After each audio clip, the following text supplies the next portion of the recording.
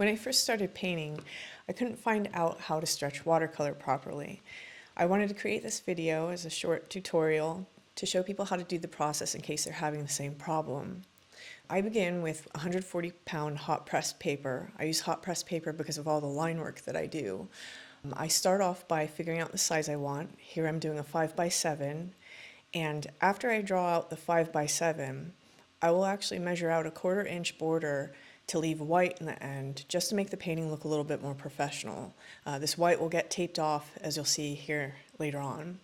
The brown board that I have is chipboard. This is available at craft stores and art stores, or you can purchase it online. You usually want to keep a stock of different sizes for the different size paintings that you do. I always use something that's a little bit bigger than the painting I intend to do, just so that I can use color swatches on the side.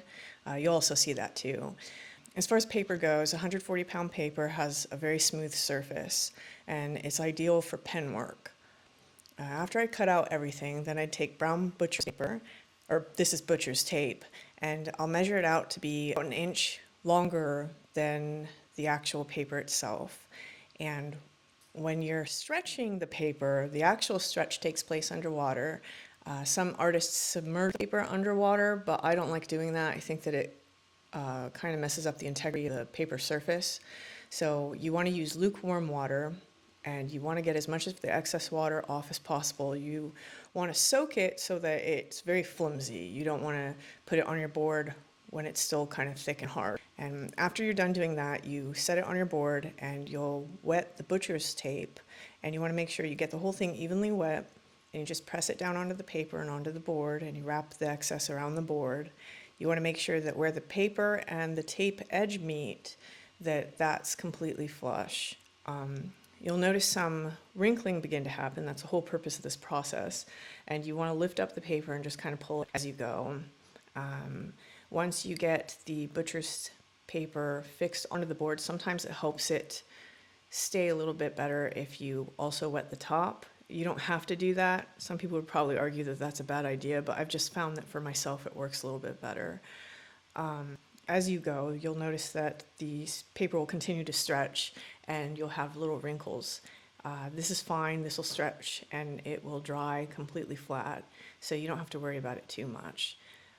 Once you get all the butcher tape on your board, you want to let it dry, and drying usually takes about 20 to 40 minutes depending on how much water there is. You can blot off the excess. The last step is to take white masking tape. This is tape that's available specifically for painters, and you can get it at the store online, and you want to tape off that white border that you had drawn out in the very beginning, and this will give you clean, crisp white borders that will make your painting look extra professional when you're done. I usually take this time to put the strips of watercolor paper that I was going to originally throw away, and I'll tape them to the board so that I have something to use as color swatches to see if I like the mix of the paint or if I have too much water on the paintbrush.